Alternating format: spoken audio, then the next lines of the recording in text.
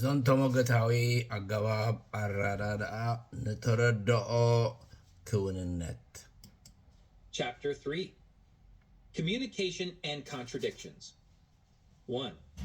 Communications 2 Contradictions and Change 1. Communications. Dialectical contradictions are constituted in the communicative practices of relationship parties.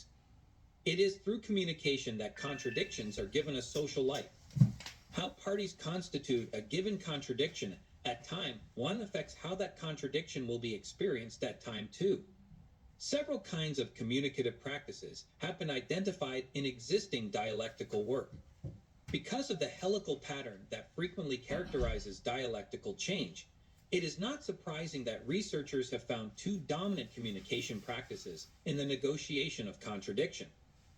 In enacting spiraling inversion, relationship parties tack back and forth through time, alternating an emphasis first on one dialectical pole and then on the other dialectical pole. For example, a long-distance marital couple trying to negotiate the dialectic of integration and separation could alternate their weekends between those spent together and those spent apart. In enacting segmentation, relationship parties negotiate by topic or activity domain, agreeing that in domain A one dialectical pole will be emphasized, whereas in domain B the other dialectical pole will be emphasized. The long-distance couple may decide that Monday through Friday are the days in which their individual lives will take priority, whereas Saturday and Sunday are the days in which their relationship will take priority. Both spiraling inversion and segmentation allow a relationship pair to move back and forth between oppositions, but in different ways. Although it is less common for relationship parties to be responsive to both dialectical poles simultaneously, three communication practices have been identified to accomplish this both/and simultaneity. When parties enact balance, they basically strive for a compromise response. That is, a response in which both dialectical poles are fulfilled but only partially.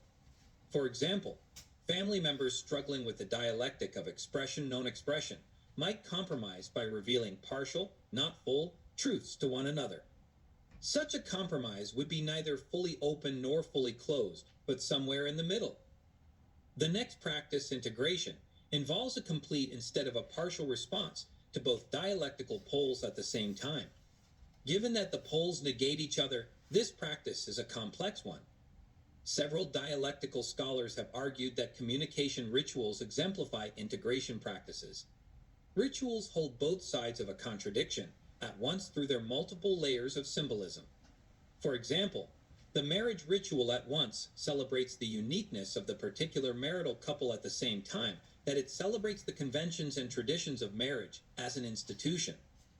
The third practice, recalibration, occurs when a relationship pair is able to symbolically reconstruct a contradiction such that the dialectical demands are no longer experienced as oppositional. For example, a marital pair might take a break from their marriage-separate vacations, for example, in order to enhance closeness. Such a transformation of the integration-separation dialectic would produce a paradoxical recalibration in which separation enhanced integration rather than negating it.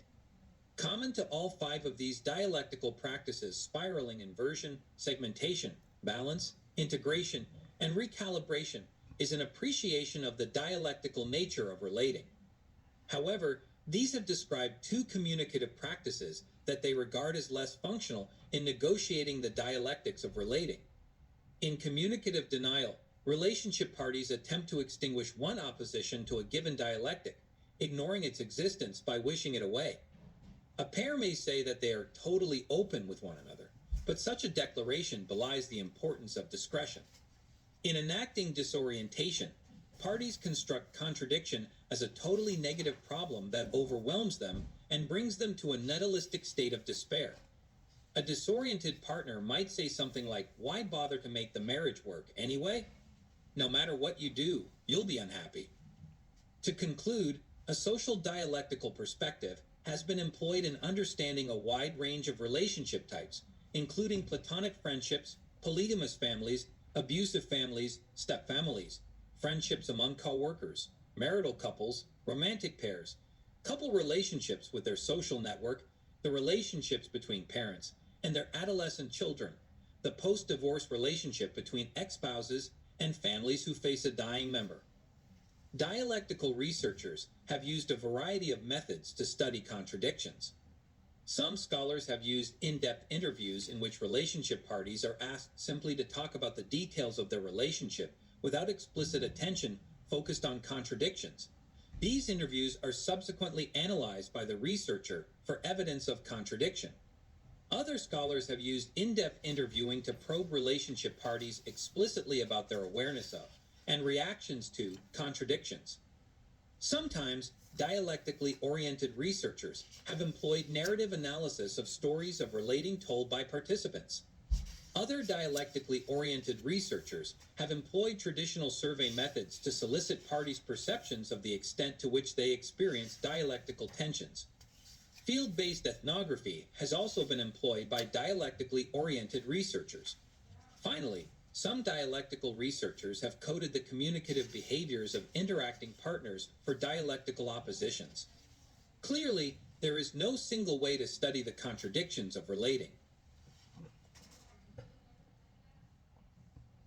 Social dialectics theories are not traditional deductive, axiomatic theories that attempt to explain cause and effect relations in the world, nor are they suitable for traditional hypothesis testing. Social dialectics theories instead typify what it explains is that descriptive/sensitizing theories, that is, loosely assembled congeries of concepts intended only to sensitize and orient researchers to certain critical processes. Thus, the evaluative question to ask about social dialectics theories is not whether their explanations are correct, but whether they are useful in rendering relationships intelligible. 2. Contradictions and change. Social dialectical scholars agree that the dynamic interplay of unified opposites results in ongoing and inevitable change for relationship partners. Although the ongoing tension of oppositions can be negotiated in temporary moments or periods in which all oppositions are responded to at the same time, it is much more common to see an ongoing pattern in which one pole is temporarily responded to at a cost of negating the other pole. The communicative actions that parties enact at a given moment change how a contradiction is experienced at a later point in time. For example, if parties embrace spontaneity and abandon planning, this will create pressure at some point for greater certainty and predictability in their lives. The most common conception of this change process among dialectical scholars is a helical model in which responsiveness to one dialectical pole, or the opposite, creates pressure to attend to the opposite dialectical pole. Over time, a relationship pair cycles back and forth between responsiveness to opposing demands. For example, a parent and child may cycle back and forth between autonomy and interconnection throughout their lives. However, each time a pair cycles back, it is never exactly to the same place they were before. The parties have acquired additional experiences and perspectives. Thus, relating is like a helix. Over time, the very meaning of a given contradiction is likely to shift. It has been found that among romantic couples, issues of connection versus autonomy took on different meanings depending on where a couple was in their relationship's development. Several dialectical scholars have argued that relationship change is an erratic up and down motion propelled by pivotal turning point events. Turning points are often moments of heightened dialectical struggle that are negotiated by the parties with varying degrees of effectiveness, thereby resulting in a negative or positive effect on the relationship. Existing research suggests that not all contradictions are equally important in turning point relationship change. The integration-separation dialectic consistently appears as the most significant family of contradictions. Further, the salience of various contradictions appears to vary depending on whether the change takes place early or later in a relationship's development. Dialectical change can function more modestly than the major moments of change captured in turning points of relationship development. In examining the cycles of openness and non-openness behavior in relationship pairs, it has been found that cycles can vary in amplitude, with large or small swings between dialectical poles. Turning points capture only the dialectical cycles that are large in amplitude. In addition, he found that shorter cycles of change can be nested within longer cycles of change. For example, As part of a general upswing in openness, smaller cycles of candor and discretion can be identified. Chapter 4, Problem of Universals. 1. Philosophy 2. Politics. 1. Philosophy. Philosophy is the biggest idea in literature. The chief error in philosophy is overstatement. The aim of philosophy is to lay open the concealed connections that unite the various appearances of nature. In light of such lofty ambitions, it is a little surprise that philosophers have provided some of the most spacious of big ideas. Philosophy can be described as the rational, abstract, and methodical consideration of reality. Philosophy has been a central fixture in the history of civilization, from ancient Greece to the modern day. In the centuries that have passed, notable philosophers, both young and old, have produced original thoughts and made contributions to all industries and disciplines, including politics, mathematics, literature, art, and science. Below are some of the old and most influential philosophers, their schools of thought, and what we can learn from their forward-thinking approach. Most influential old philosophers, just to list few of them. Confucius, 551-479 BC. Confucius was a Chinese philosopher, teacher, and political figure largely considered the father of the Eastern style of thought. His teachings focused on creating ethical social relationships, setting educational standards, and promoting justice and honesty. Confucius's guiding principle, his social philosophy, was based on the principle of loving others, and he believed this could be achieved using the golden rule: what you do not wish for yourself, do not do to others. Socrates, c. 469-399 BC. Socrates was a Greek philosopher and is considered the primary source of Western thought. Because he could neither read nor write, much of what we know of his life was recorded by his students Plato and Xenophon. His Socratic method laid the groundwork for Western systems of logic and philosophy, delivering a belief that through the act of questioning, the mind can manage to find truth. Socrates' guiding principle. Socrates believed that philosophy should achieve practical results for the greater well-being of society. He emphasized the idea that the more a person knows, the greater his or her ability to reason and make choices that will bring true happiness. Some of the Socrates' famous quotes. The only true wisdom is in knowing you know nothing. To be yourself in a world that is constantly trying to make you something else is the greatest accomplishment. The more you know, the more you realize how much you don't know. No man is free who is not a master of himself. Plato, 428-348 BC. Greek philosopher Plato was a student of Socrates and later became a teacher of Aristotle. He was a rational philosopher who sought knowledge logically rather than from the senses. He went on to establish the Academy in Athens, one of the first institutions of higher learning in the Western world. Plato's guiding principle. Plato's logic explored justice, beauty, and equality, and contained discussions in aesthetics, politics, language, and cosmology, the science of the origin and development of the universe. Some of Plato's famous quotes.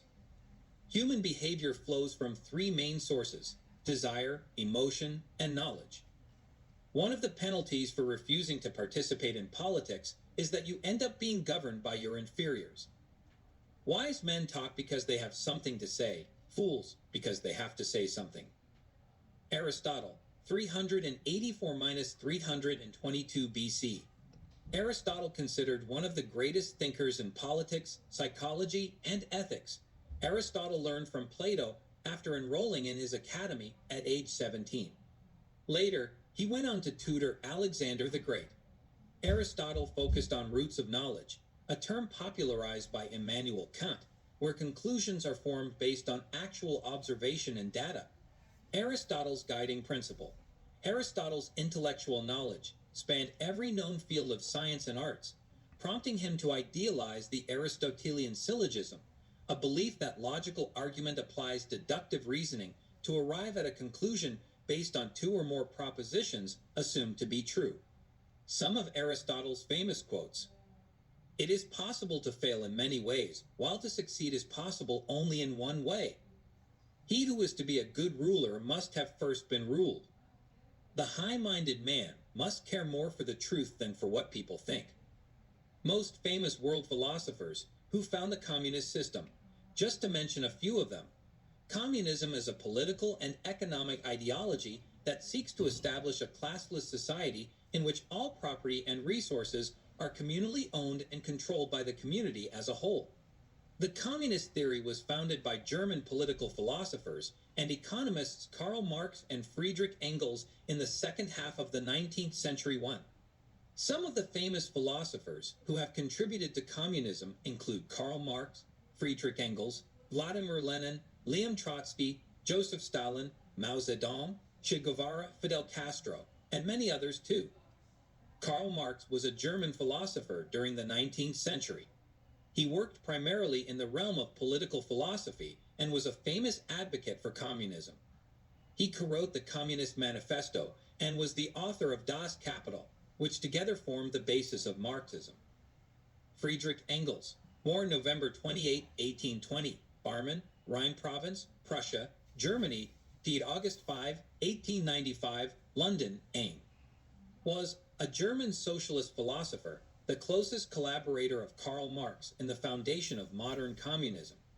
They co-authored the Communist Manifesto, 1848, and Engels edited the second and third volumes of Das Kapital after Marx's death. Vladimir Lenin, also called Vladimir Ilyich Lenin, original name Vladimir Ilyich Ulyanov, born the 10th of April, the 22nd of April, New Style, 1870, Simbirsk, Russia, died the 21st of January 1924, Gorky, later Gorky Leninsky, near Moscow, founder of the Russian Communist Party, Bolsheviks, inspirer, and leader of the Bolshevik Revolution, 1917, and the architect, builder, and first head, 1917 to 24, of the Soviet state. He was the founder of the organization known as Comintern, Communist International, and the posthumous source of Leninism, the doctrine codified and conjoined with Karl Marx's works by Lenin's successors to form Marxism-Leninism, which became the communist worldview. If the Bolshevik Revolution, 100 of 7121 words. As communism is a political theory advocating community ownership of all property, the benefits of which are to be shared by all according to the needs of each. The theory was principally the work of Karl Marx and Friedrich Engels. Their Communist Manifesto, 1848, further specified a dictatorship of the proletariat, a transitional stage Marx called socialism. Communism was the final stage in which not only the class division, but even the organized state seen by Marx as inevitably an instrument of oppression would be transcended, see Marxism. That distinction was soon lost, and communists began to apply to a specific party rather than a final goal. Vladimir Ilyich Lenin maintained that the proletariat needed professional revolutionaries to guide it, see Leninism. Joseph Stalin's version of communism, see Stalinism, was synonymous to many with totalitarianism. Mao Zedong mobilized peasants rather than an urban proletariat in China's communist revolution, see Maoism. European communism, see Euro-communism, lost most of its following with the collapse of the Soviet Union, 1991. See also Communist Party, Dialectical Materialism, First International, and Second International.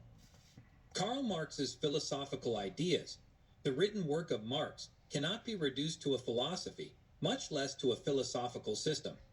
The whole of his work is a radical critique of philosophy, especially of GWF, Hegel's idealist system, and of the philosophies of the left and right post-Hegelians. It is not, however, a mere denial of those philosophies. Marx declared that philosophy must become reality. One could no longer be content with interpreting the world. One must be concerned with transforming it, which meant transforming both the world itself and the human consciousness of it. This, in turn, required a critique of experience together with a critique of ideas. In fact, Marx believed that all knowledge involves a critique of ideas. He was not an empiricist. Rather, his work teems with concepts, appropriation, alienation, praxis, creative labor, value, and so on, that he had inherited from earlier philosophers and economists, including Hegel, Johann Fichte, Immanuel Kant, Adam Smith, David Ricardo, and John Stuart Mill.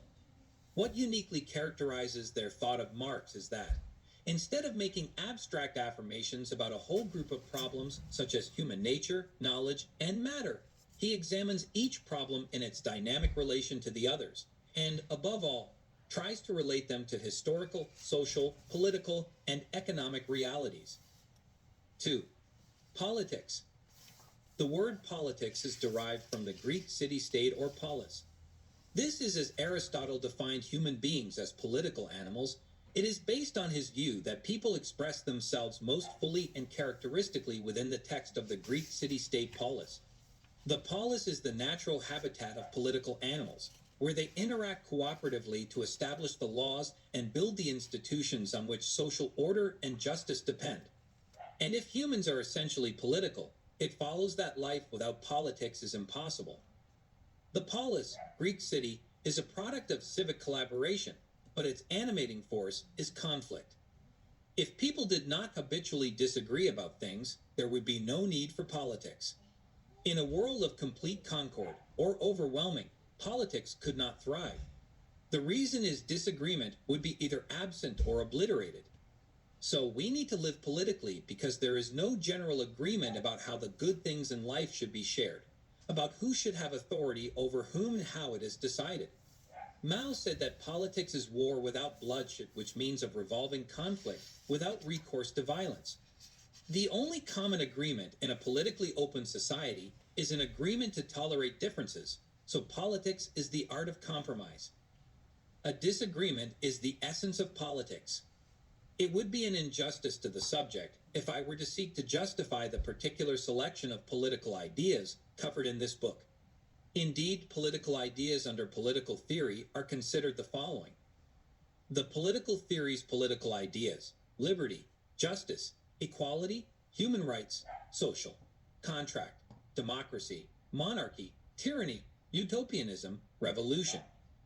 The ideology's political ideas: anarchism, secularism, republicanism, capitalism, conservatism, liberalism, socialism, communism, social democracy, multiculturalism, labor movement, feminism, green movement, fascism, fundamentalism, Islamism. The machinery of politics' political ideas: the state, constitutions, presidential system, parliaments, political parties, civil service, media, propaganda. The stuff of politics' political ideas: poverty, crime, security, intelligence, political violence, welfare, racism, corruption, political correctness. A stage of all the world political ideas: realism, war, nationalism, imperialism, isolationism, globalization, United Nations. Aristotle's political theory is grounded in two principal cornerstones: that man is a political or social animal, and that the end of human existence is happiness. Thus, the humanity's essential social character cannot be separated from the human existential character. The separation of humanity from society will not produce the happiness he seeks. Likewise, a politics that does not produce excellence and other associated virtues that come with knowledge will also not sufficiently produce the happiness that the human being seeks. The virtue ethics of Aristotle and how his action theory is related to knowledge and happiness are directly related to human happiness and the concept of the political concepts. Therefore, politics is an art. It is a craft. It cultivates excellence. It demands knowledge. It demands, in other words, reason.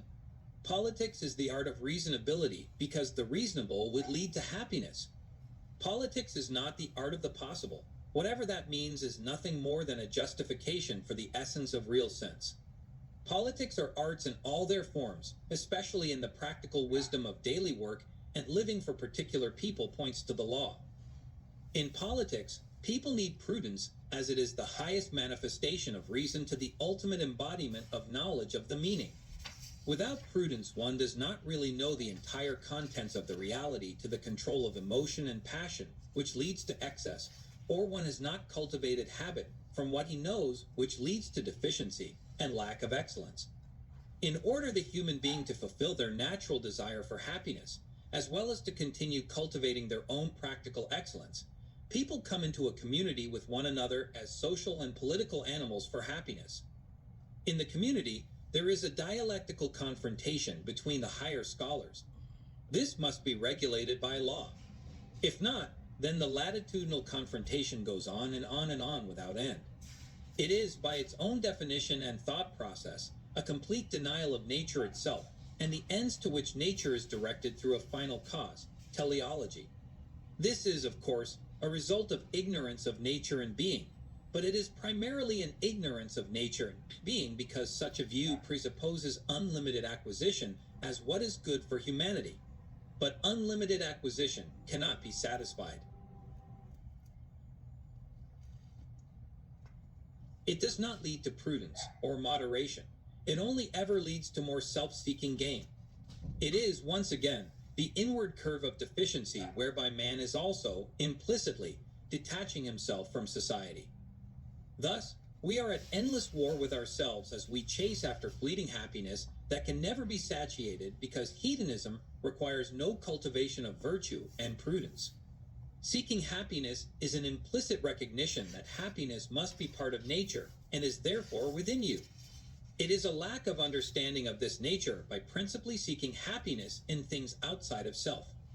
The glue that brings this all together is philosophy, from which prudence is understanding, and in this understanding, the cultivation of excellence can begin whereby I move toward the mean either from previous deficiency or excess. I must have a balance of self-happiness with social happiness. Thus, I do, in fact, need prudence which comes from knowledge, which is the dictate of pure reason. Until I am at rest with my nature, I can never truly be happy, or virtuous and knowledgeable for that matter, which is to say I need to have a harmony of knowledge and virtue, of knowledge leading to action. We can see, then, why knowledge becomes important.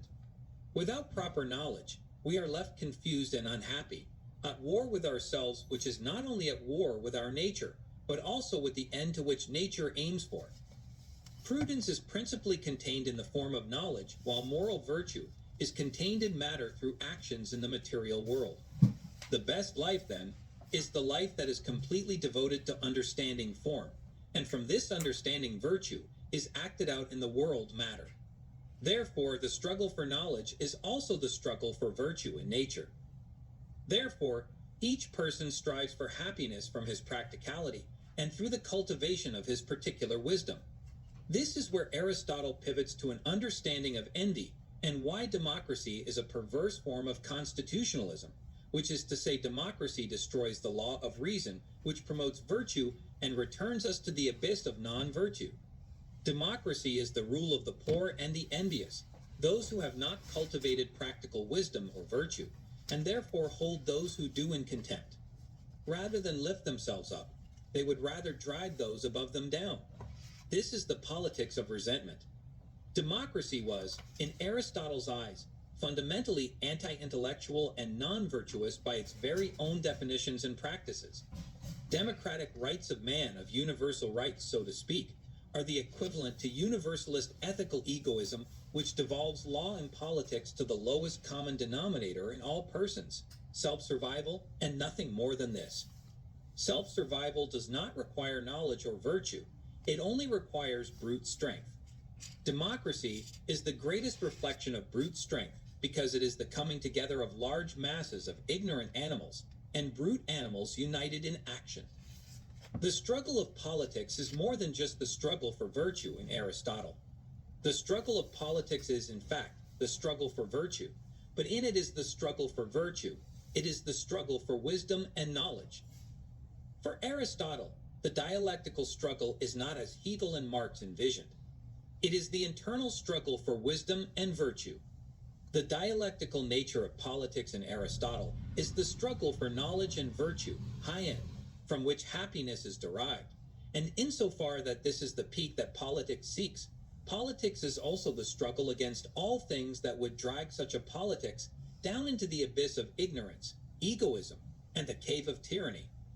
CHAPE 5E, the philosophy of consciousness. First, the idea of consciousness. The idea of consciousness is categorized into 4 classifications. 1.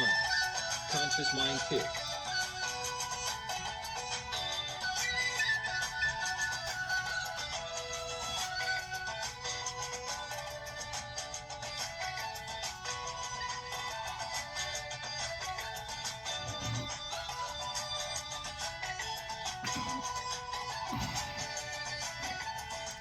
نعم عراف عمشتك نقصلنا قلنا